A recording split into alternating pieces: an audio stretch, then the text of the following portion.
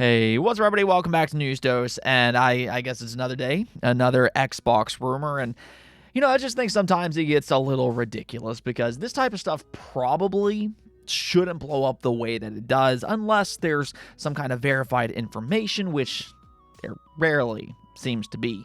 But I guess that's for a different conversation. Maybe I'll talk about that one day in the future. But for today, we do need to dive into this Xbox rumor that blew up online. And if you saw it yourself, there has been some questions about its accuracy, and we'll go over all of that and why. Now, we also got some news about another timed exclusive deal for the PlayStation 5, so do make sure to stay tuned for all of that as well. But let's just go and get right into the news, starting off with Call of Duty Black Ops 6.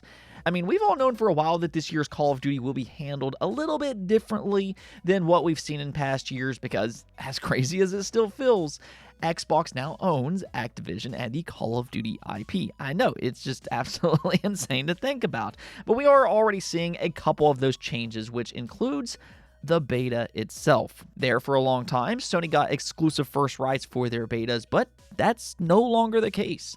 This year, the early access will be available from August 30th to September 4th. Anybody on any platform who pre-orders the game will get early access, which is a huge step forward from what we've seen in the past with those PlayStation exclusive rights. However, as part of the new Xbox Game Pass inclusion, subscribers will also get early access. This includes with Xbox Game Pass Ultimate, PC Game Pass, and Game Pass for consoles, so this perk is not exclusive to just Game Pass Ultimate. Now, if you don't want to pre-order Black Ops 6 though, and if you don't have Game Pass, well, you're actually still in luck because the open beta will also be available to everybody from September 6th to September 9th. So, there you go. This is actually a very welcome change for one of the most popular franchises year in and year out. And, it's just a better way to treat that community because there's just so many fans across each and every platform. They're not just on PlayStation, they're not just on Xbox, they're not just on PC, they're absolutely everywhere. So it's nice to see that everybody is being put on equal footing for the first time in a very long time. Now, unfortunately, though, a pretty major leak has made its way online through a torrent website, and this is for Warhammer 40,000 Space Marine 2. I've noticed several of my viewers are actually really excited about this game and for the return of this series, and if you're one of those fans, you might want to be a little cautious of spoilers over the next couple of months until it releases because the entire game, from beginning to end, leaked online. Yeah, this is a very unfortunate situation. Focus Entertainment and Saber Interactive confirmed this with a response. You can read it here where it says, "We are deeply touched by the overwhelming support we've received from our community following the leak of an old build of our upcoming game, Warhammer 40,000 Space Marine 2. Our teams have poured years of hard work, passion, and dedication into creating a game worthy of your hopes and expectations, and it's disheartening that many of the surprises we worked to keep secrets were spoiled. We're saddened that this build, which will almost be a year old by the time we launch, is how some of our most eager fans will first experience Space Marine 2.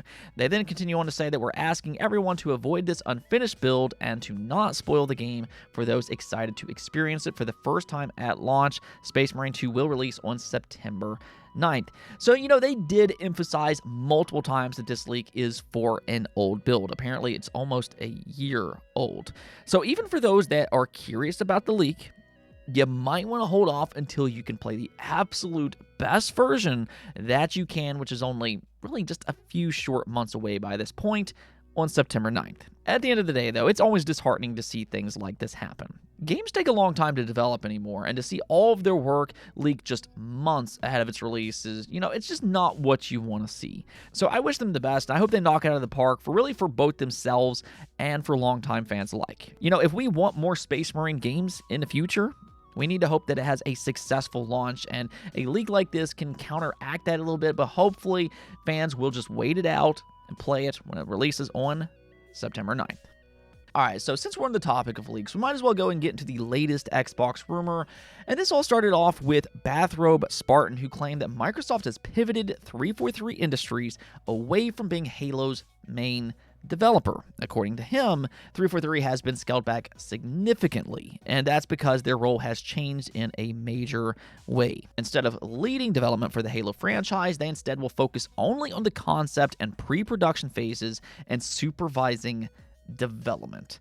Now, okay, to be fair here, I know not everybody has been thrilled with 343's work on the Halo franchise, and they might want to see a change in studios. Even for myself, I do prefer the original Halo trilogy as opposed to some of the newer stuff. But at the same time, I also feel like some people have rewritten history a little bit when it comes to Halo Infinite specifically. Now, I've talked about this before, but this idea that 343 can't make a good Halo and that Halo Infinite was somehow this bad game, that just isn't true. Because in reality, when Halo Infinite first launched, both critics and the community loved it. It actually won the Player's Voice Award in 2021, and it was viewed as the best Halo from 343. It had a good story, and the gameplay felt excellent in its multiplayer. So Halo Infinite's problems was not linked to quality. The quality was there. The problem that 343 ran into was that they weren't prepared to make a live service game in the 2020s. They didn't have a steady stream of content to sustain that early excitement, which is expected for live service games in the modern day era. So certain people have morph this narrative over time into something completely different and that Halo Infinite is just a bad game. Again, that is not true. But as for Microsoft themselves, is there a chance that 343's post-release problems cause Microsoft to pivot 343 into this more supervising role as this leak seems to claim? Well, Jez Corden has pushed back on that idea. You can see here where he said, checked into the latest Xbox rumor going around, that 343 isn't going to develop Halo games and instead only oversee them. False in case you believed it. He also pointed out that 343 has hundreds of employees and loads of open positions. It's a pretty big team if all you're doing is overseeing. And that's a fairly made point. Considering the amount of people that they still have at 343, it's kind of hard to believe that they will only oversee games, and that's simply it. Now, okay, they might have a lot of help from different support studios, though that's pretty common pretty much for every AAA game in the modern day era. So that really wouldn't be all that shocking. For that matter, the community senior manager at 343 also suggested that this rumor is not accurate. So there you go. This is just another rumor that took off without verified sourcing, and that's something that we've really been seeing a lot this year. I think especially when it comes to Xbox, it's always important to take these rumors with a grain of salt before running with it, which is something that we have been seeing a lot of. But if you ask me, I do believe that 343 is working on a brand new Halo game for Xbox's next console, which is rumored for late 2026. We recently heard that a Halo Combat Evolved remake might be in development, and if so, that could be one of their next projects, and that's something to kind of keep in mind here. They could actually be working on their own Halo game with some different support studios, but as this rumor kind of suggested, I mean, technically they could also be overseeing other Halo projects at the same time. Let me hear what you all think about all of this, though. Do you believe there's any truth to this rumor? And how do you feel about 343 and their future with the Halo franchise? Okay, now one last thing before we go. We got an update for a PlayStation exclusive that released actually just earlier this month, being Zenless Zone Zero.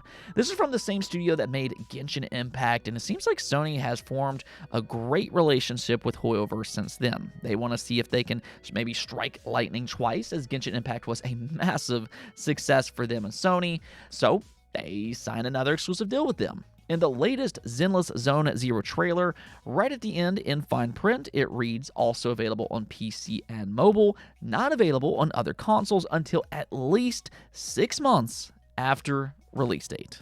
So there you go, that comes directly from Sony themselves, and if you're on either Xbox or Nintendo, there is a chance that ZZZ will come early next year. Now, I mean, it's still up to Hoyoverse at the end of the day, but honestly, I mean, it would really be crazy for them to not put it on as many platforms as they possibly can, especially, I'd say, for the Switch successor. That's going to be a hot console next year when it eventually releases, and, this would be a great game to maybe launch with that platform, hopefully in early 2025, crossing my fingers for that. And as we know, Nintendo really is the king of Japan. ZZZ kind of fits into what Japanese players like, so a Switch successor port really kind of feels like a no-brainer move for Hoyoverse to make. I'd actually be shocked if ZZZ skips Nintendo even after this PlayStation exclusive expires in early 2025. In the meantime, though, if you do have a platform that can play ZZZ, it has reviewed fairly well. Currently has a 78 on Metacritic. Now, it doesn't seem to be quite as beloved as Genshin Impact, but hey, it's a free-to-play game, so if you're curious about it, it's currently available on PlayStation, PC, and on mobile. Anyways, though, that's going to be it for this episode, but as always, do hit that subscribe button for more content just like this, and until next time, peace out.